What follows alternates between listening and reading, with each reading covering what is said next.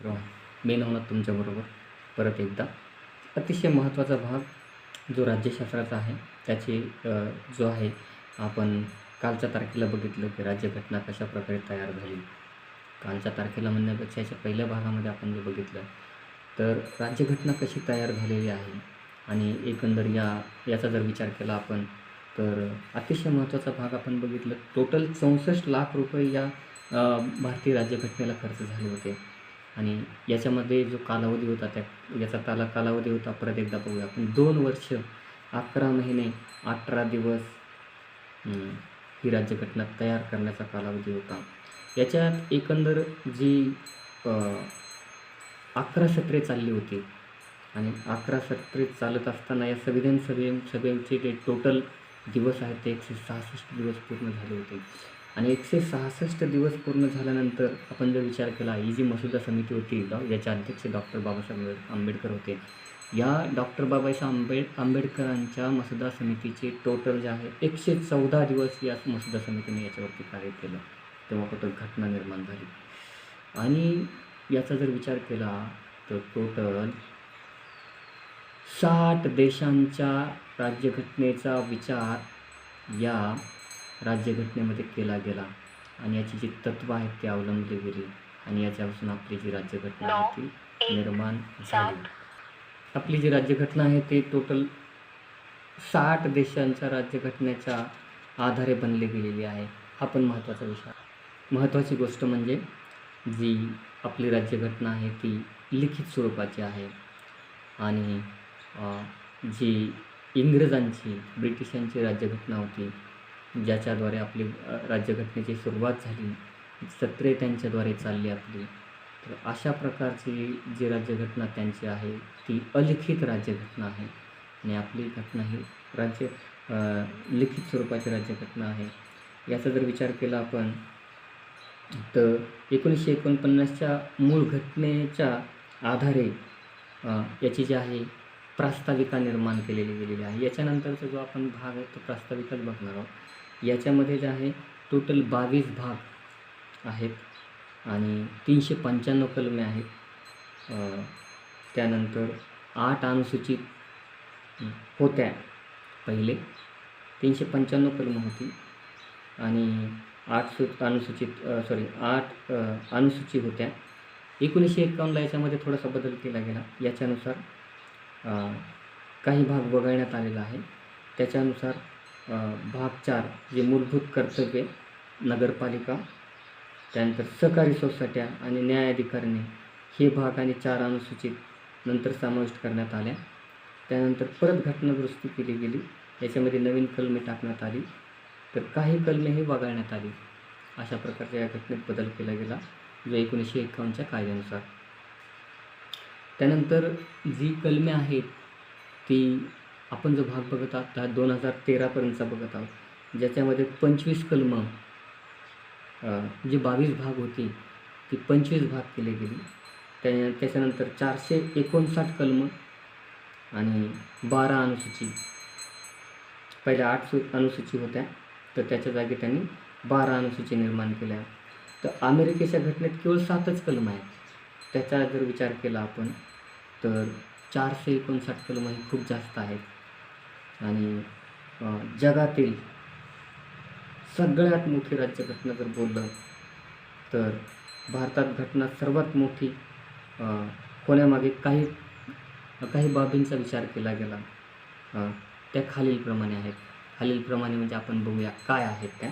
एक याच्यामध्ये विविध घटनांचा अनुभव घेऊन ही घटना तयार केलेली हे एक महत्त्वाचं कारण आहे. भरपूर आपण बघितले 60 देशांच्या घटनांचा विचार केला आणि त्याच्यानंतर आपली राज्यघटना निर्माण केली. म्हणजेच या समाविष्टमुळे आपली घटना वाढत गेली, मोठी झाली. त्याच्यानंतर प्रशासनाचे मूलभूत तत्त्व तपशीलवार आणि एकदम चांगल्या पद्धतीने ती मांडली गेली. 1935च्या काळातील जो कायदा होता त्यातील तपशीलवार जशीची तशीच घटना स्वीकारली गेली. थोडासा बदल करून नाही तर अन्यथा सगळीच घटना तशीच प्रकारची समाविष्ट केलेली आहे.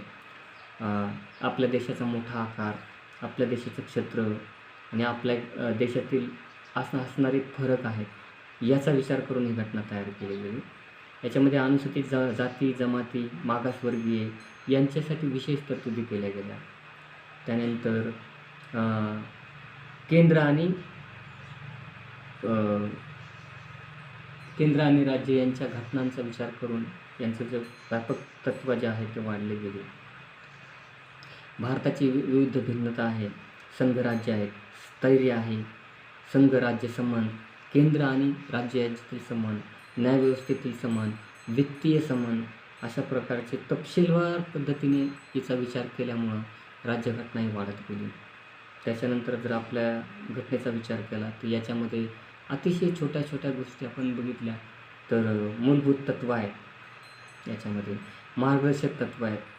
त्याच्यानंतर आपण जर बघितलं तर मूलभूत कर्तव्यही याच्यामध्ये दिलेले आहेत. नुसते अधिकारच नाही तर कर्तव्यही आपल्याला बजावायचे, कर्तव्य आपल्याला अंमलात आणायचे, अशा प्रकारचा याच्यामध्ये विचार केला गेला. ज्याच्यामध्ये लोकशाही स्वीकार केल्या कारणास्तव सर्व सत्ता लोकांच्या हाती एकवटली आणि लोकांच्यामधील विधिनियम यांच्यातील प्रस्तावित राजकीय संकेत ह्या सगळ्या गोष्टी अंमलात आणल्या गेल्या. त्यामुळे घटनेचा जो आकार आहे तो वाढत गेला. एकदम छोट्या छोट्या गोष्टींवर विचार केला गेला म्हणून या गोष्टी वाढत गेल्या. आता याच्यामधील काही स्रोत आहेत, ज्यांच्या विविध स्रोत आपण ज्या बोलतो ना सोर्समधून ही घटना तयार केलेली आहे. तर अशा काही घटना ज्याचे सोर्स आहेत ते आपण बघूया. याच्यामध्ये मुख्य स्रोत जे आपण बघितलं की 60 देशांच्या घटनांचा विचार करून अध्यक्ष डॉक्टर बाबासाहेब आंबेडकर जे मसुदा समितीचे होते आणि इतरही जे सदस्य होते यांनी याच्यावरती विचार केला आणि विचार करून भारताची घटना ही जगातील सगळ्यात ज्ञात घटना म्हणून ओळखली झाल्याचा विचार केला. घटनेचा जो आराखडा आहे याच्यामध्ये 1935च्या कायद्यानुसार जी टोटल प्रणाली आहे, कायदा प्रणाली अशीच 1935च्या कायद्यानुसार ते घेण्यात आलेली आहे. त्याच्यानंतर घटनेचा तात्विक भाग आहे, ज्याला पॉलिटिकल पार्ट आपण जो बोलतो, विशेष मूलभूत हक्क, मार्गदर्शन, अनुक्रमे जे आहेत ते आयरिश आणि आयरिश जो देश आहे तो आणि अमेरिकन हे आहेत, याच्यामधून ही घेतलेली आहे. जे मूलभूत तत्त्व, मार्गदर्शक तत्त्व, घटनेतील महत्त्वाचा भाग जो आहे तो आयरिश आणि अमेरिकेच्या तत्त्वातून घेतलेला आहे. त्याच्यानंतर पॉलिटिकल पार्ट ज्याला आपण बोलतो, ज्यामध्ये संसदीय शासन व्यवस्था, त्यानंतर संघराज्य पद्धती आपण ज्याला बोलतो, जे घटनेचा राजकीय भाग जो आहे पॉलिटिकल पार्ट तो पूर्णतः घेतलेला आहे तो इंग्लंडच्या घटनेमधून, ब्रिटनच्या घटनेतून आपण ज्याला बोलू शकतो, ब्रिटनच्या घटनेतून घेतलेला आहे. त्यानंतर आपण जर महत्त्वाचे बघितलं तर ही घटना एक असं बोललं जातं उसनी घटना घेतलेली आहे. बॉरोवर ज्याला आपण बोलतो, बॉरोवर कॉन्स्टिट्यूशन, जे ठिगळांचे कार्य, पिचवर्क ज्याला आपण बोलतो, यांचं अनुकरण केलेलं गेलेलं आहे. त्याच्यामध्ये जर महत्त्वाचं बघितलं तर अशा प्रकारच्या आपण बघितलं टोटल 8 महिने दिले होते घटना तयार करण्याच्या पहिले, ज्याच्यामध्ये लोकांच्या सूचना, लोकांच्या टीका, लोकांच्या कमेंट्स यांच्यासाठी वेळ दिला होता आणि त्याच्यामध्ये ती जोडलेली असते अशी ठिगळं आपण त्याला बोलू शकतो, ज्या टोटल अन्याय, अंतार्किक, त्याच्यानंतर परिस्थिती, चुका, मर्यादा हे अशा प्रकारे जोडून त्याच्यावर विचार करून नवीन अशा प्रकारची घटना तयार केली गेलेली आहे.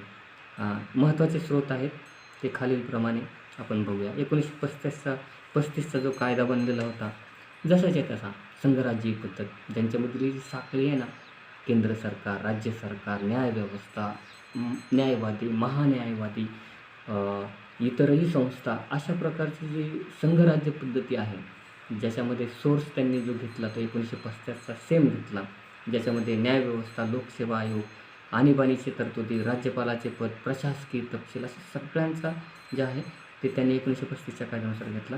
याच्यामध्ये ब्रिटिशांकडून घेतलेली जी तत्त्व आहेत, ब्रिटिशांकडून घेतलेला जो महत्त्वाचा पार्ट आहे तो आहे संसदीय शासन व्यवस्था, सर्वात महत्त्वाचा भाग कॅबिनेट व्यवस्था, द्विगृही संसद सभागृह, लोकसभा, राज्यसभा, राज्य विधिमंडळ, विधान परिषद, अशा प्रकारची जी पक्षीय द्विगृहीय संसद आहे, द्विगृहीय पार्लमेंट आपण जे बोलतो, ती पद्धत आपण अवलंबलेली आहे. त्याच्यानंतर फर्स्ट पार्ट पोस्ट सिस्टीम, कायदा करण्याची पद्धत, कायद्याचे राज्य, एकच नागरिकत्व, संसदीय विशेषाधिकार.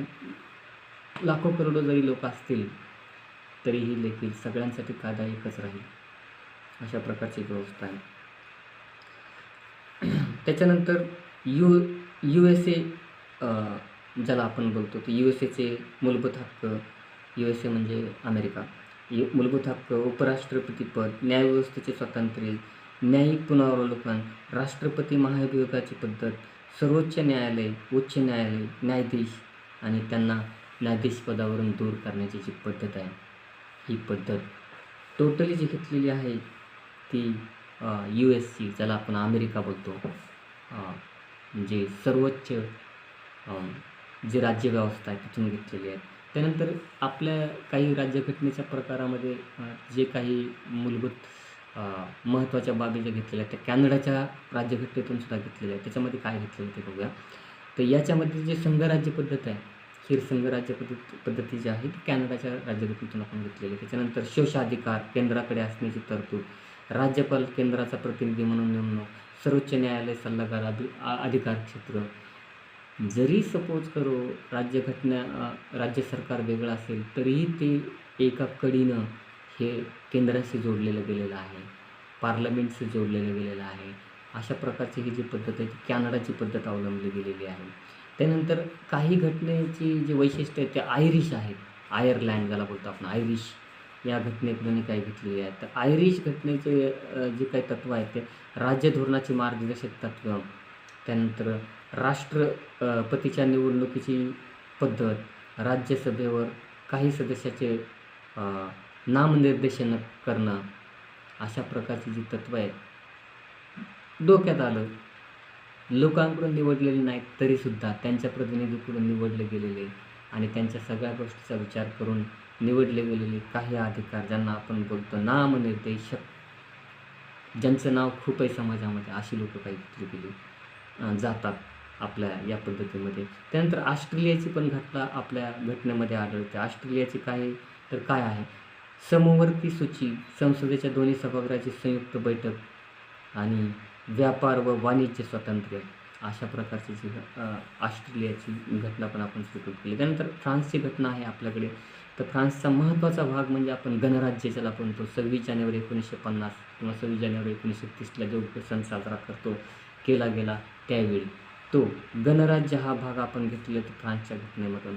प्रास्ताविकतेची स्वातंत्र्य, समता, बंधुत्व हे आदर्श जे आहेत ते फ्रान्सच्या राज्यघटनेतून आपण घेतलेले आहोत. त्याच्यानंतर दक्षिण आफ्रिकेची पण घटनेचा काही भाग आपल्याकडे आढळतो. याच्यामध्ये जे घटना दुरुस्तीची पद्धत आहे ती पद्धत आपण सर्वस्वी जी घेतली आहे ती दक्षिण आफ्रिकेची घेतली. राज्यसभेच्या सदस्याची जी निवडणूक केली जाते, तर या सदस्याची निवडणूक जी घेतली गेली, राज्यसभेच्या सदस्याची जी निवडणूक घेतली जाते ती याच बेसवरती घेतली जाते. दक्षिण आफ्रिकेची घटनेचा हा स्रोत आहे. त्यानंतर सोव्हिएत रशिया जो आहे त्याच्यामधूनही आपण काही रशिया जो सर्वोच्च देश आपण मानला जातो आणि आपला सगळ्यात जास्त जवळचा मित्र, त्याच्याही घटनेतून आपण काही तत्त्वे घेतली. त्यातली मूलभूत कर्तव्य, प्रास्ताविकतेतील